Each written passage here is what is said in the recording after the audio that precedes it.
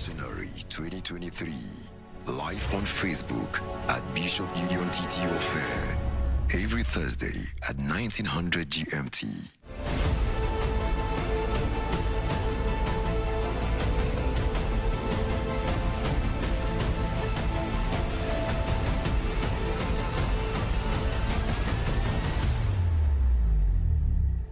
Hello there, welcome to another episode of Leadtionary. My name is Michael Obodo, your guest host for today. I'm sitting in for Bishop Titi-Ofei, and it is quite an honor.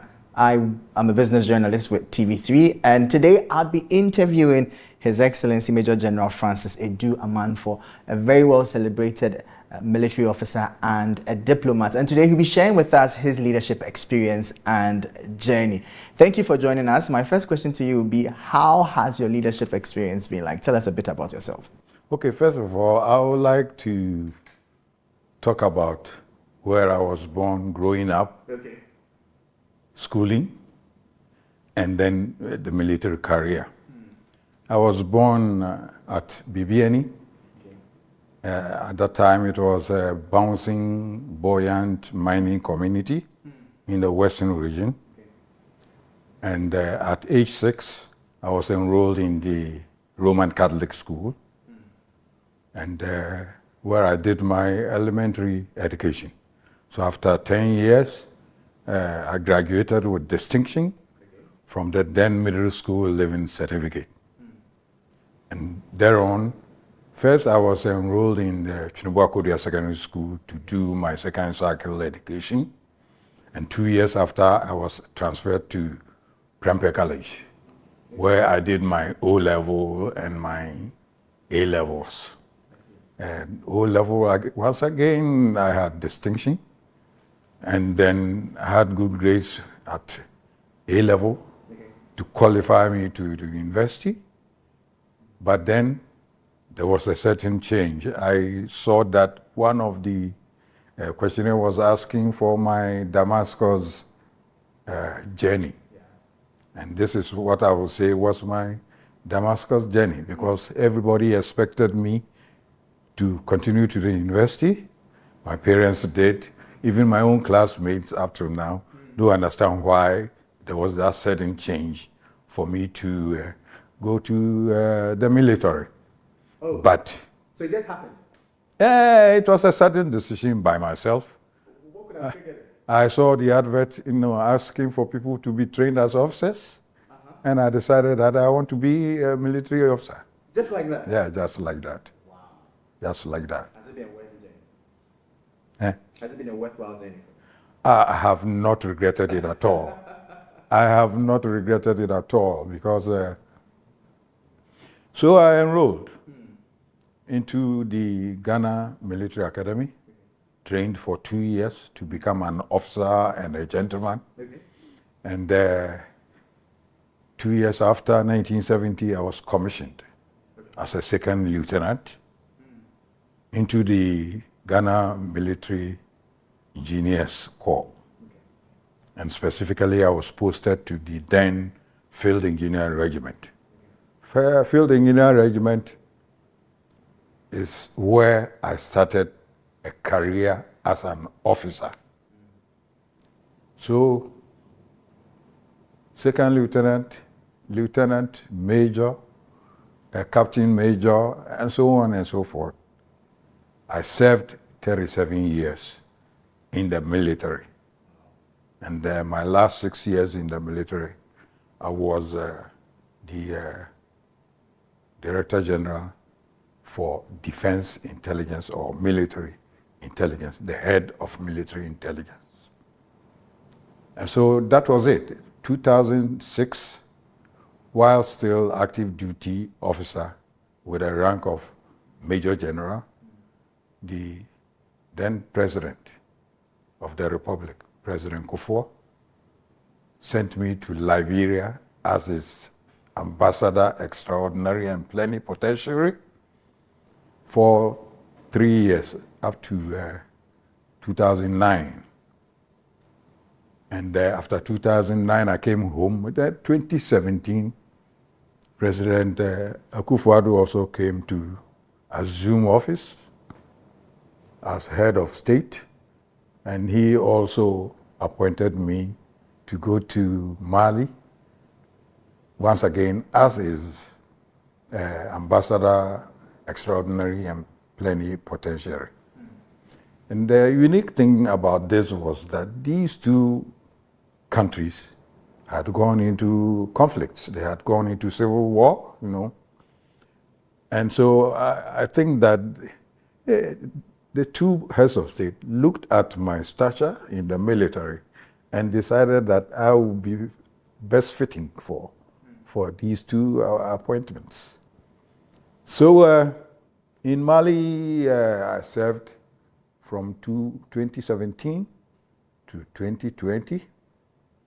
And I would not like to blow my own horn, but it's worth saying that I was awarded a member of the Order of the Republic of Mali for my unique services and support to security sector reform in Mali.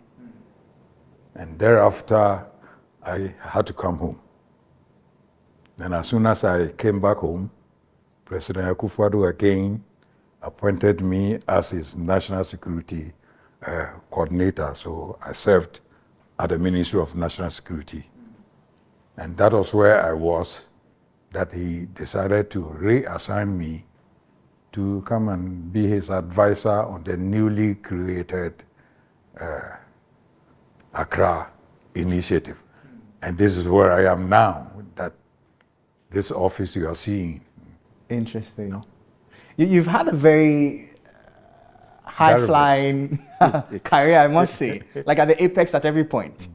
What would you say distinguished you as an individual, especially from a leadership perspective, that may have secured a lot of these positions for you? First of all, I would like to say that, I had a family legacy, and the family legacy was integrity and honor. Integrity and honor, which was passed on by my grandparents, and which my father sustained, and which my father passed on, especially to me as his firstborn son. And so I vowed that I will never, go past those qualities. So that is it. I will say that. So you're a firstborn son. So you're a leader by default, actually. So I will say that the key leadership trait is integrity. Wow. Integrity. Honor. Hard work. Those sound like typical military words. Okay. Integrity, honor, and hard work. Interesting. So how have you lived by these principles you've talked about, and how have they contributed to your career progression? I've lived by those principles by making sure that, as my parents did, I will not falter. And so that was what propelled me throughout my career. I believed in excellence. I believed in hard work.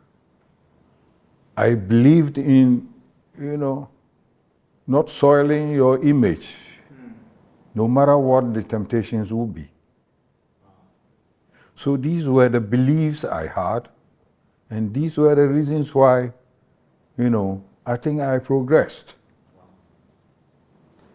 And so if I want to pass on any message to the newer generations, the up and coming young ones, I would say that the temptations will come. But you need to stand firm, you need to stand your grounds. This will bring you disappointments. But you need to brace up, Otherwise, Otherwise, I'm afraid you will not make it. If you make it, it will be wishy-washy. But if you want excellence, then you need to stand your grounds. And I would say once again that these are the principles that made me what I am today, and people look up to me for counseling, for mentorship, and so on and so forth. Living by example, leading by example. Interesting. I'm taking notes. So I've heard you talk about integrity, honor, hard work with excellence, and then leading by example. Now let me find out from you, how much would you say your being in the military helped form you as a leader? I'll give you a typical example. Before I joined the military, I was reserved. I even feared public speaking. Really? Yes. And so, but with these qualities, we would want to ask that, so then why did you join the military? But I had an urge to join the military. And when we joined the military, the training that we had, the basic training, whoever you are, your civilian coat will be washed away, and a new military coat will be put on you. If you go on the drill square and the RSM is shouting on you, he's not shouting on you for nothing. He's grooming you from being a boy to a man. And so military training did a lot to build me up, to make me the leader that the system wanted. And it is what has also benefited my person, it's benefited the children I brought into this world, and so on and so forth. Interesting. So from what you've said now, it means that anybody can lead. Is that the case? Anybody can lead, I would say, by training. By training. But people say that leaders are born. But leaders are also made. Leaders are born, leaders are also made. And you are made by the examples you see, you are made by the training you get. And the military is the best place, I think, you can be to be groomed to be a good leader. I was so expecting Why? you to say that. Yeah, because the military will put you through all kinds of things, all kinds of environment. So if I were to advise the young ones coming, I would say that you should opt to be in the military, at least for 6 months or so.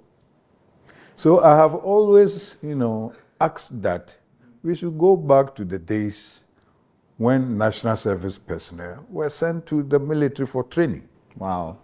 I think Nigeria does that. Oh, but we had it before. Oh, Ghana I see. has had it before. I see. And at some point in time, when national service started, I think they were bringing them to the military camp for training. And I think we should go back to that because it builds you from a boy to a man, or from a girl to a woman, a lady. Interesting. So for those of us who may never get the opportunity for a regimented military experience, what can we learn to become better leaders from your experience? You mean if you have not been in the military? Military before, yes. Any general person? Mm-hmm. I think the first thing is to look up to role models. Look up to role models. At any stage in your life, you should have a role model, something you can look up to, something whose examples you would like to be. That is one. And then also be ready to accept advice, be ready to accept teaching, be ready to accept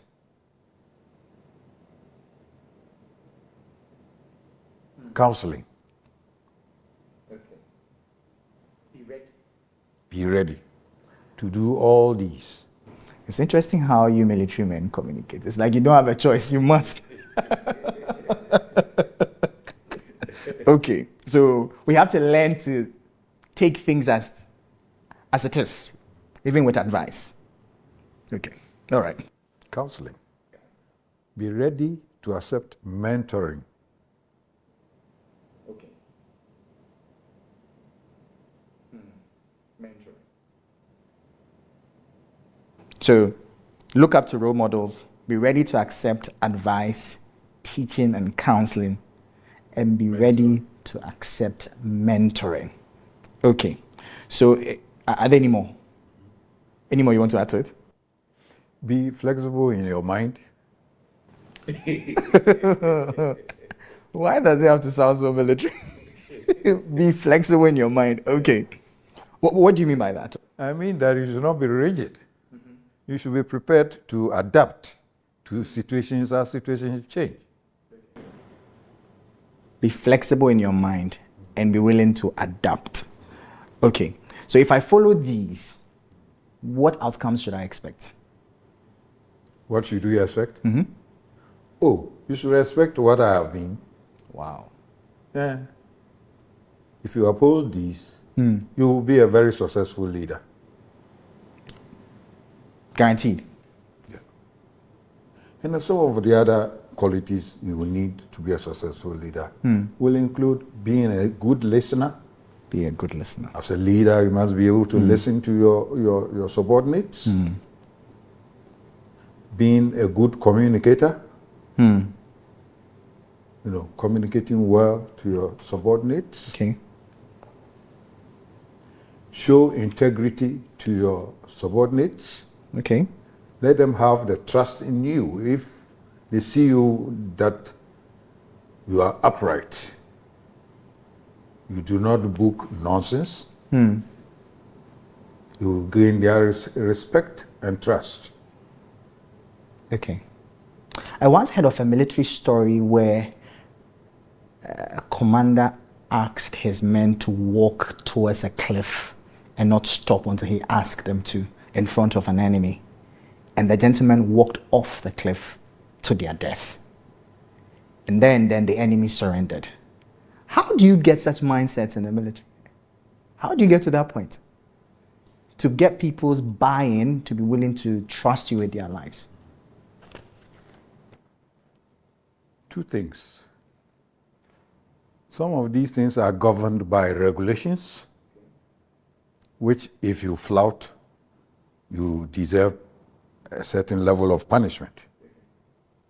And then some of it also depend on the level of patriotism that have been inculcated in you. You joined the military and you have vowed and sworn the oath that even to the peril of your life, you will do A, B, C, D. So when the time has come that you have to do A, and you think that it is perilous, so you won't, you have flouted the regulation, you have flouted your own vow, and you deserve whatever punishment should be given to you. And so this is what will make and motivate you when your commander gives you that order for you to obey. So for everyday people who want to lead and want to get that level of buy-in from their followers, how do we get there? Because there may not be rules necessarily like in the military setting where they are compelled to abide by. How do we get our followers to follow us to that point? I have given you a number of qualities. First, I have talked about integrity.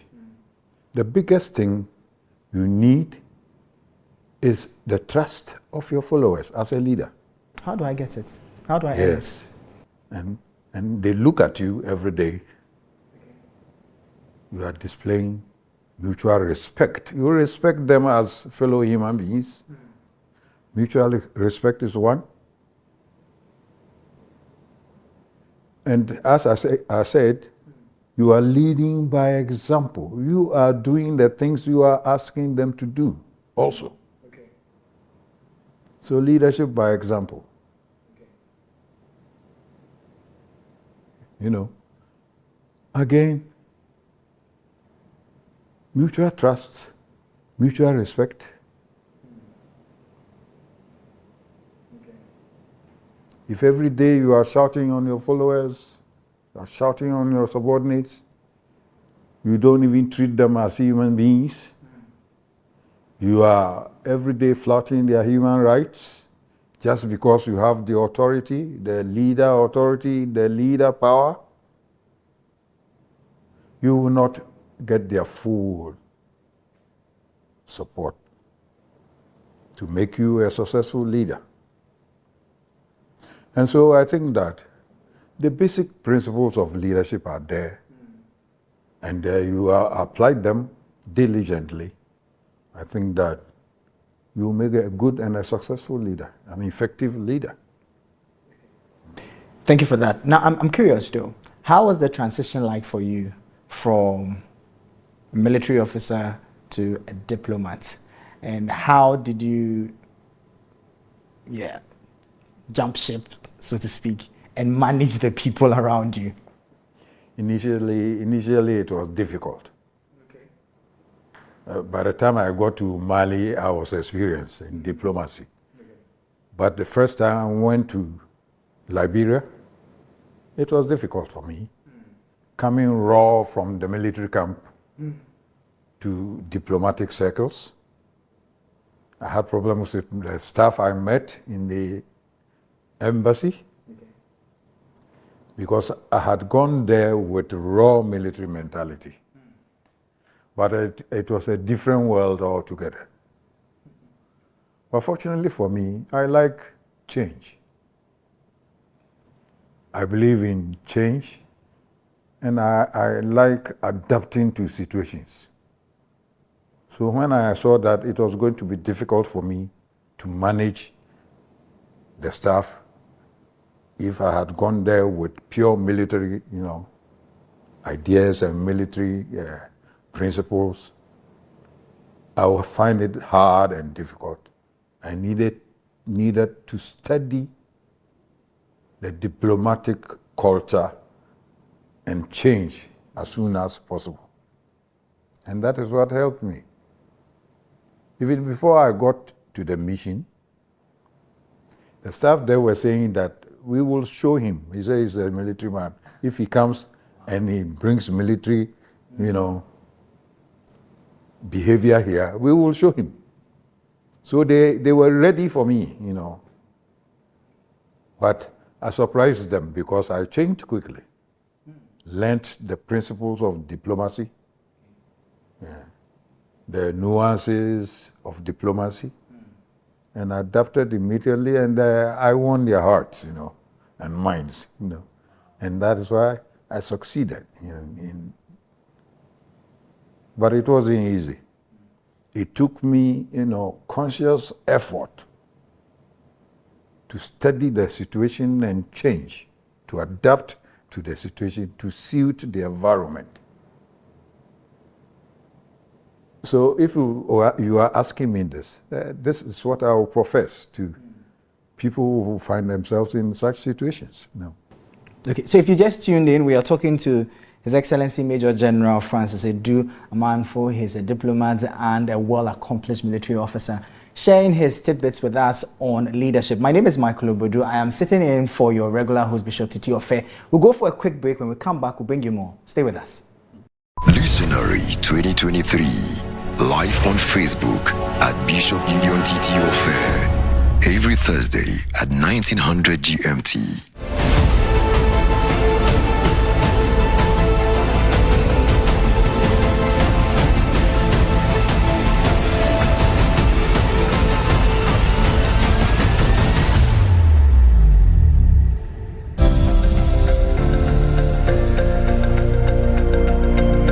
My name is Aloksu David. I am coming from Upper East Region, Garo Timpani. I am here to share a testimony of what I have experienced in this institution. I made my mind of going to Bible school for 3 years now. I've been applying for Bible school. Anytime I apply, I have no money to go. I applied 3 Bible school, lack of financial support. So I was in the house, and thank God, Bishop, I follow him on Facebook. So one day I was browsing through and I saw something like Joshua Leadership Residency Program. So I applied. I didn't know they would pick me. So form came and I read the form and I was happy that it was free education, free accommodation, and even they would give us stipends. So I was wondering. So I printed the letter and I showed to my friends and even some of my pastors, but they were not in agreement. That is not true. In this modern Ghana, there's no any Bible school that can give you free accommodation, free tuition, and even stipends. It's not true, so I shouldn't bother myself of going. And my parents too, they are not Christians, so they don't even know the value of becoming a pastor. So I was struggling. People discouraged me that I shouldn't go. If I get here after completion, they will ask us to pay money. So where am I going to get that money? So I was wondering, and I was asking people for clarification. But I didn't have anybody to call and find out what actually is true or not. But my spirit keep on telling me, David, go, it's free. So I told my wife encouraged me that I should go. And if I get there and it's payment, I should come back. Or if I did not come back, maybe they will find money and pay. I said, I will not have any money to pay, but I will go. If I go and it's payment, I will definitely come back. So I came. My first month, I was waiting to hear whether they will say we should pay school fees or do any other things. My first month, I didn't hear anything. Second month, I didn't hear anything.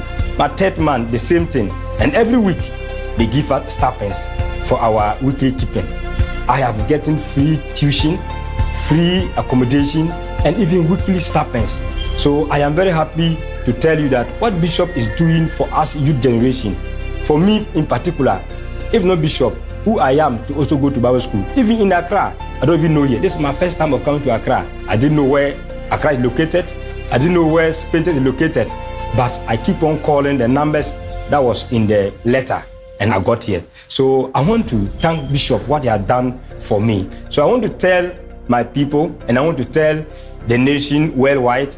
So if you're looking for a Bible school, if you have the passion and the calling to become a pastor, and there's no money, you don't have money, you don't have the finances, you don't know where to go, this is your last stop. The Joshua Leadership Residency Program, it is a Bible school that if you come, your life will never be the same. Amen. Leadtionary 2023, live on Facebook at Bishop Gideon Titi-Ofei, every Thursday at 1900 GMT.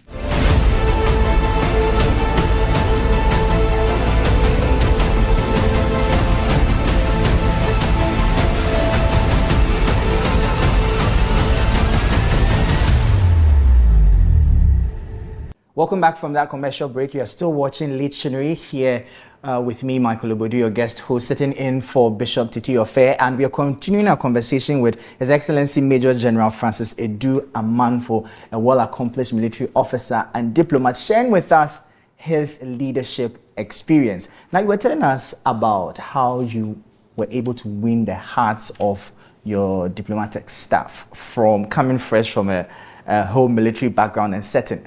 Tell us about the one unique experience you had there and how you won their love. It's interesting.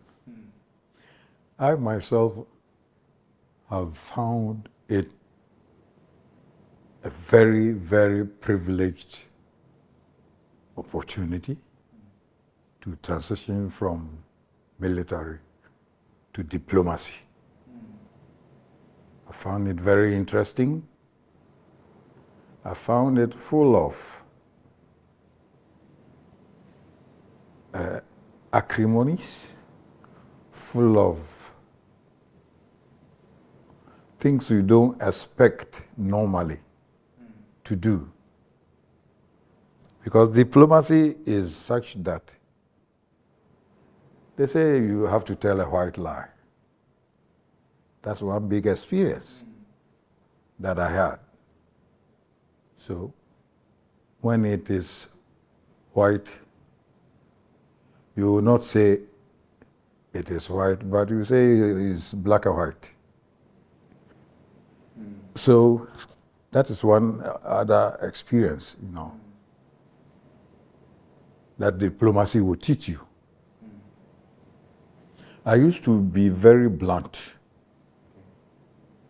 because of my military background. But diplomacy taught me that sometimes you have to be measured in your communication. Even up to now, I still have that urge. Sometimes to be blunt, but sometimes I have to pull back a little and be what they call a diplomat. And so it is not easy to blend, your character traits, which are inborn, and those character traits you have acquired by training and by being on a certain job for a long period. It's not that easy to put aside those character traits and say you are a diplomat. You need conscious of effort, once again, to be able to transition, to be able to adapt. And so I wish that not too many people will have to transition from military to be diplomats, because it's not an easy job. It is something that requires deliberate effort, to be able to do so. No wonder there are very few of you. The what? No wonder there are very few of you. Well, maybe the opportunity also is not widespread, so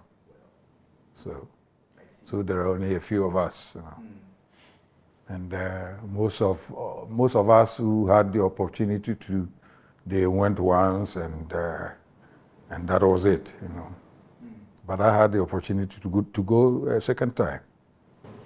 And you must have clearly done a good job, a great job. Oh, by the favor of God. You're a very modest man, aren't you? By the favor of God, no. I cannot be. As a Christian, I will not say that. It is my might or power. It's been just by grace. Just by grace. Asking God to give me nothing but wisdom at all times. How has leadership as a father been for you in your home? In your home? My home, when I was strictly a military guy, my home was tough for the kids. Because most of the time I would bring what I had from the workplace home, But as time went on, I was maturing. I had to, once again, pipe down, as the military language you put it. I had to pipe down and conform to the majority of the family. But I would like to also add that my family life was okay. Was okay. I had, all along my leadership journey, I had good support from the family, especially my spouse, who I met when I was at the military academy as a cadet, and we later on married. So from my rank of second lieutenant all the way to major general, she had been with me. So there is no other support she could have given than this. And then also her prayer support has made me what I am. And whatever achievements I've had, her prayer support had contributed immensely towards that. Impressive. Really nice to know. But along the leadership journey is the challenge of balancing work and family. How has that been for you? And how have you figured out your way around it? It has been ups and downs. And I think I broached the matter, in my previous answer to your question. Workplace can be tough. The military can deploy you outside your home, maybe for months. And you still need to sustain home. And when the family needed you, you were not available. For example, I had opportunity going on peacekeeping operations, and each of them you were away for not less than 6 months. Not even in Ghana, but overseas, in some other people's country, to go and keep the peace. And whilst you are away, it is the mother who have to take care of the kids.